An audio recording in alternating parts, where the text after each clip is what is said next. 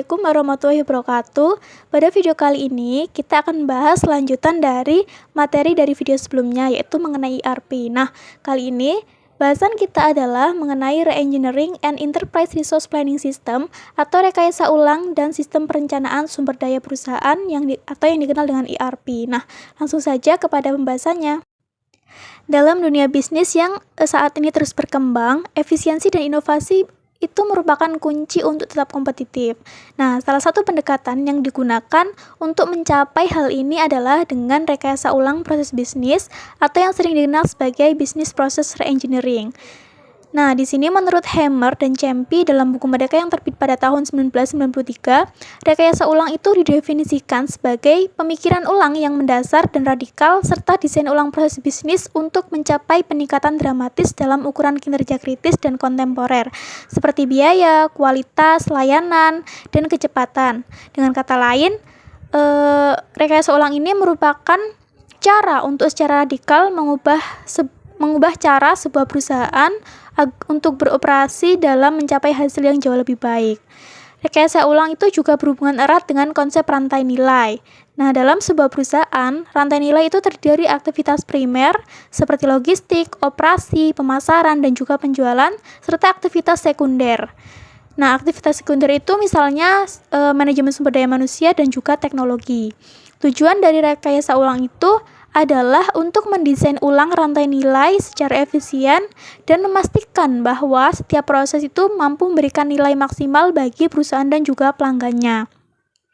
Melalui rekayasa ulang itu, perusahaan juga dapat memetakan ulang proses bisnis mereka dari awal hingga akhir dan juga memastikan bahwa setiap langkah dalam rantai nilai itu diselaraskan dengan tujuan strategis perusahaan.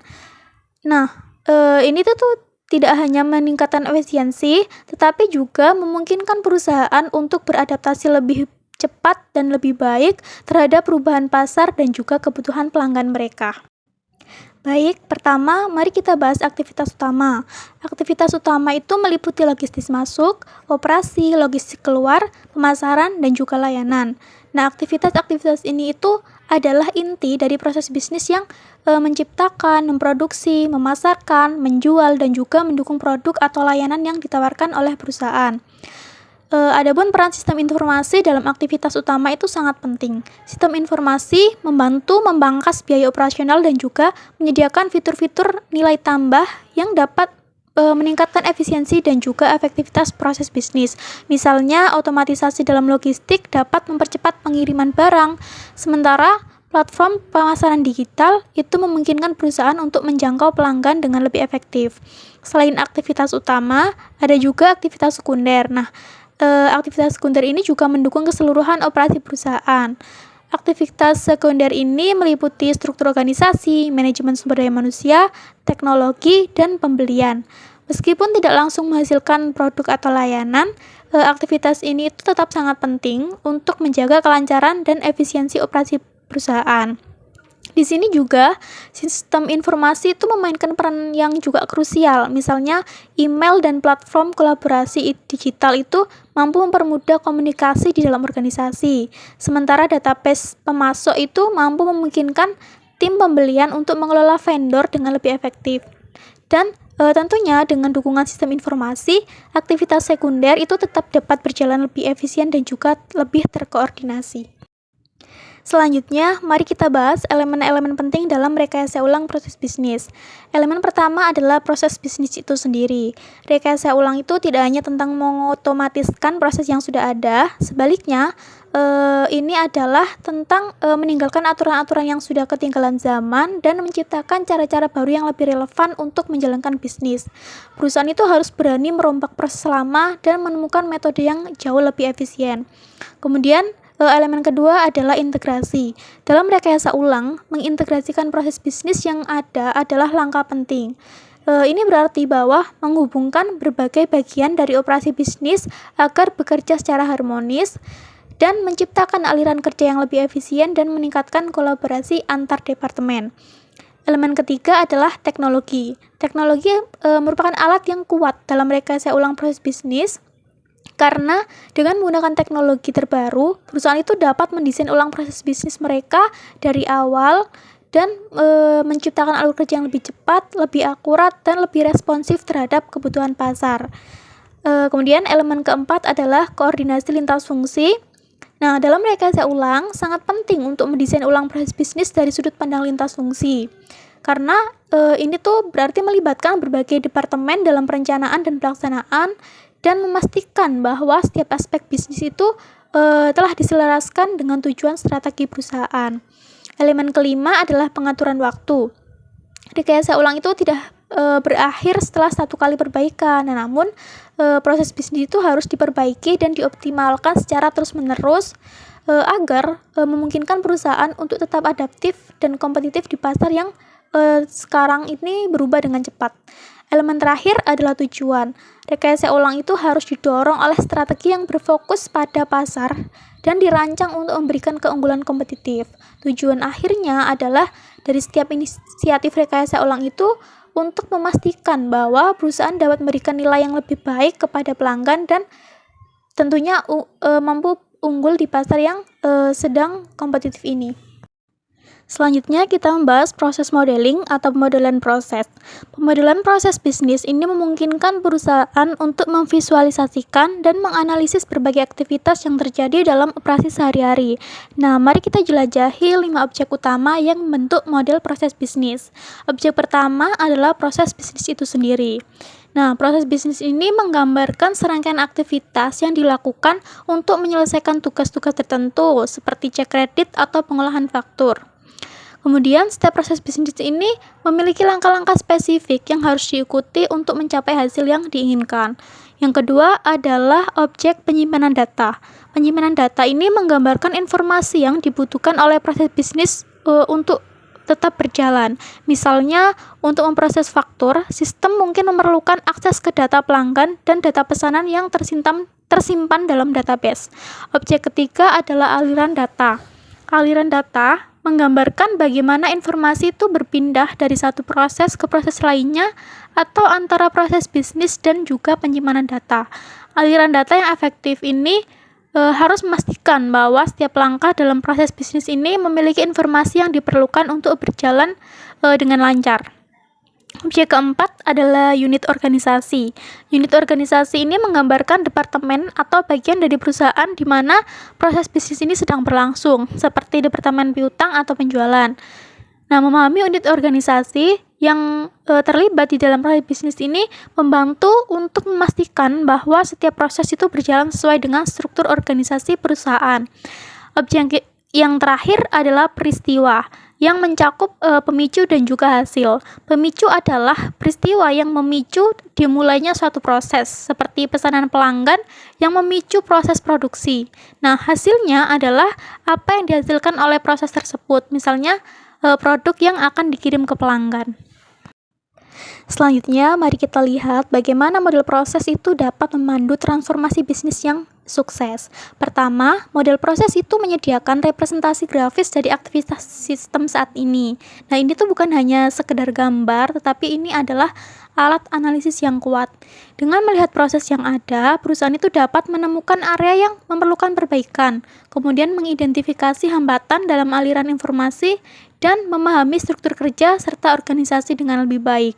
Kedua, manfaat model proses yang direkayasa ulang itu sangatlah signifikan, karena dengan menggunakan praktik terbaik yang telah diidentifikasi, perusahaan itu dapat menciptakan metode yang lebih baik untuk menjalankan bisnis. Dan model proses yang telah direkayasa ulang itu juga mencerminkan perubahan dan menunjukkan cara-cara baru yang lebih efisien dan efektif dalam menjalankan operasi bisnis mereka. Nah, salah satu keunggulan utama dari model proses yang direkayasa ulang adalah data itu terintegrasi. Data yang sama dapat digunakan oleh beberapa proses, kemudian menciptakan kohesi dan efisiensi dalam operasional perusahaan. Selain itu, perubahan struktural yang dihasilkan dari rekayasa ulang ini dapat menyederhanakan fungsi bisnis dan mampu memaksimalkan produktivitas. Terakhir, analisis perbedaan antara model proses saat ini dan model baru sangatlah penting, karena dengan membandingkan kedua model, perusahaan itu dapat menganalisis perubahan dalam alur kerja, kemudian sistem kerjanya dan juga struktur kerjanya. Nah, ini akan memberikan wawasan tentang bagaimana implementasi ERP ini dapat membawa transformasi yang signifikan, serta memastikan bahwa setiap perubahan yang dilakukan ini benar-benar memberikan nilai tambah. Selanjutnya, mari kita bahas faktor-faktor yang menyebabkan kegagalan dan kunci-kunci untuk memastikan keberhasilan rekayasa ulang proses bisnis. Faktor pertama yang sering menyebabkan kegagalan adalah fokus yang terlalu sempit atau terlalu umum. Ketika proyek rekayasa ulang hanya memperhatikan aspek-aspek kecil tanpa melihat gambaran besar atau sebaliknya, tentu tidak akan memiliki fokus yang jelas. Nah, hasilnya seringkali tidak memenuhi harapan. Dan penting untuk memiliki pemahaman yang jelas dan spesifik tentang apa yang ingin dicapai melalui rekayasa ulang. Kemudian faktor kedua adalah kurangnya desain ulang pekerjaan dan struktur penghargaan yang memadai. Tanpa merancang ulang tugas-tugas kerja secara menyeluruh dan mengatur sistem penghargaan yang memadai, perubahan yang diinginkan itu tidak akan terwujud sepenuhnya. Dan struktur penghargaan yang selaras dengan tujuan rekayasa ulang itu tentunya akan memotivasi karyawan untuk mengadopsi dan mempertahankan perubahan. Nah, untuk memastikan keberhasilan, pendekatan yang bersih dalam mendesain ulang proses itu sangat penting. Dan ini memerlukan pelatihan berkelanjutan bagi para pemula agar mereka dapat mengadopsi peran baru dengan lebih efektif. Tidak hanya itu, pelatihan itu juga membantu individu untuk menghindari kembali kepada perilaku yang lama dan mendukung mereka dalam menjalankan proses yang baru. Selain itu, penting untuk memiliki cara yang jelas untuk mengukur kinerja dan melacak kemajuan menuju pencapaian tujuan yang baru. Nah, dengan alat dan metrik yang tepat, perusahaan itu dapat memantau seberapa baik sih proses baru yang telah diterapkan dan membuat penyesuaian yang diperlukan untuk memastikan bahwa tujuan rekayasa ulang itu telah tercapai. Teknologi informasi ini memainkan peran kunci dalam implementasi dan pengelolaan sistem ERP. Nah, mari kita eksplorasi bagaimana teknologi ini mendukung perubahan dalam desain proses bisnis, rekayasa ulang pekerjaan, dan pembagian sumber daya informasi. Pertama, mari kita bahas munculnya komputasi client server. Nah, dalam model ini, aplikasi itu dibagi antara klien, yang biasanya kita sebut komputer pribadi yang digunakan oleh pengguna atau user, dan juga server yaitu yang menjalankan aplikasi dan menyimpan data. Nah, komponen utama dari sistem ini itu meliputi database relasional, server, workstation, jaringan, dan klien perangkat lunak. Nah, database relasional ini menyimpan data secara terstruktur dan memungkinkan akses secara cepat, sedangkan server menyediakan berbagai layanan seperti file, cetak, aplikasi, dan juga basis data. Kemudian, melalui jaringan, sistem desktop dapat terhubung ke server latar belakang yang akan menangani berbagai fungsi, termasuk penyimpanan file, pencetakan dokumen, dan akses ke aplikasi serta basis data. Nah, hal ini memungkinkan pengguna untuk mengakses informasi dan aplikasi secara efisien dan lebih terpusat. Nah, dengan memanfaatkan teknologi informasi seperti komputasi client server dan basis data terintegrasi, sistem ERP ini dapat mengubah cara bisnis dalam mendesain proses, kemudian melakukan rekayasa ulang pekerjaan, dan membagi sumber daya informasi. Dan hal ini akan mendukung efisiensi yang lebih tinggi dan juga integrasi yang lebih baik di seluruh organisasi. Basis data terintegrasi memainkan peran krusial dalam sistem ERP. Nah, mari kita jelajahi pentingnya basis data terintegrasi dan bagaimana ini mampu mendukung efisiensi serta konsistensi di seluruh organisasi.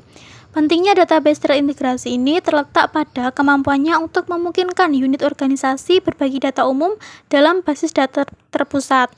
Nah, hal ini berarti bahwa informasi yang relevan dapat diakses oleh berbagai bagian perusahaan. Kemudian mampu juga untuk mengurangi redundansi data dan meningkatkan konsistensi di seluruh sistem. Keuntungan dari basis data terintegrasi ini sangat signifikan. Pertama, berbagi data memungkinkan unit fungsional di seluruh perusahaan untuk bekerja dengan informasi yang konsisten dan juga akurat. Kedua, independensi data berarti bahwa data dikelola terpisah dari modul aplikasi dan memudahkan pemeliharaan dan juga pembaruan. Ketiga, integritas data ditingkatkan melalui sistem manajemen basis data yang mengelola dan melindungi data secara efisien. Hal ini akan memastikan bahwa data tetap aman dan akurat dan mendukung keputusan bisnis yang lebih baik serta operasional yang lebih lancar. Nah, dengan basis data yang terintegrasi, sistem ERP tidak hanya akan mengurangi redundansi data, tetapi juga meningkatkan konsistensi, independensi, dan juga integritas data di seluruh organisasi. Hal ini merupakan fondasi untuk meningkatkan efisiensi dan juga efektivitas dalam setiap aspek operasional perusahaan.